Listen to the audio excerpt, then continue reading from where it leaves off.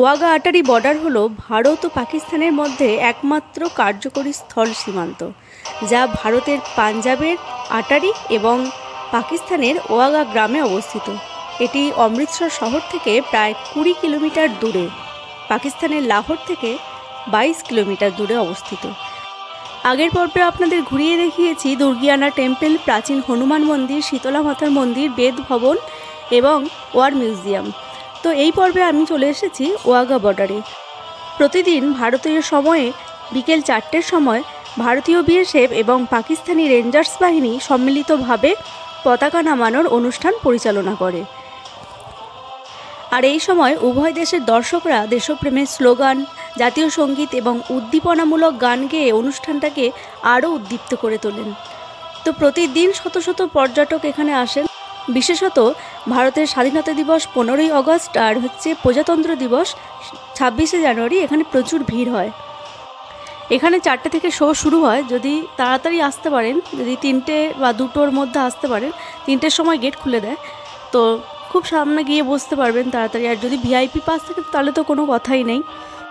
Wagah Attari border 1947 সালে ভারত ও পাকিস্তান যখন বিভাজন হয়ে যায়, তারপর থেকে এই দুই দেশের মধ্যে প্রধান সংযোগস্থল হিসাবে কাজ করছে। এখানে স্বরাজ দ্বার নামে একটি প্রবেশদ্বার রয়েছে। এই সীমান্তে উপস্থিত হয়ে জাতীয়তাবোধ ও দেশের প্রতি গর্ববোধ অনুভব করা যায়। যারা পাঞ্জাব ভ্রমণে আসছেন তাদের জন্য এটি একটি অবশ্যই দেখার জায়গা। দুই দেশের মধ্যে একমাত্র বৈধ আন্তর্জাতিক সড়ক সংযোগ, যেখানে প্রতিদিন সীমান্ত পেরিয়ে যাত্রী ও বাণিজ্যিক যান চলাচলও হতো। 1947 সালে ভারত ও পাকিস্তানের বিভাজনের পর এই সীমান্ত চেকপোস্টটি স্থাপন করা হয় এবং পাকিস্তানি রেঞ্জার্স বাহিনী প্রথমবারের মতো একটি পতাকা নামানোর অনুষ্ঠান চালু করেন। সেটা হচ্ছে 1959 সালে। তারপর থেকে পরবর্তী দশকগুলোতে এটি একটি পর্যটন কেন্দ্র হিসাবে গড়ে উঠেছে। সাধারণত ভারতীয় টাইমে বিকেল 4:30 থেকে 5:30 পর্যন্ত শীতকালে এবং 5:30 থেকে 6:30 পর্যন্ত গ্রীষ্মকালে এই পতাকা নামানোর অনুষ্ঠানটি অনুষ্ঠিত হয়। সাপ্তাহিক কোনো নির্দিষ্ট কোনো ছুটি নেই, এটি প্রতিদিন অনুষ্ঠিত হয়। তবে বিশেষ কোনো পরিস্থিতিতে, যেমন ধরুন যুদ্ধকালীন অবস্থায়, এটি কিন্তু বন্ধ থাকতে পারে। উভয় দেশের দর্শকরা ভারত মাতা কি জয়, হিন্দুস্তান কি জয়, ওইদিকে পাকিস্তান জিন্দাবাদ এইসব বলে স্লোগান দিয়ে শুরু করেন। ভারতের পক্ষে বিএসএফ জওয়ানরা এবং পাকিস্তানের পক্ষে রেঞ্জার্স বাহিনী উচ্চকণ্ঠে দেশপ্রেমের জন্য চিৎকার করেন।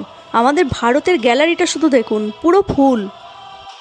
উভয় দেশের সীমান্তরক্ষী বাহিনী একই রকম কুচকাওয়াজ ও আক্রমণাত্মক ভঙ্গিতে পদচারণা করেন। এটি দেখার জন্য প্রতিদিন হাজার হাজার দর্শনার্থী ভিড় করেন এখানে।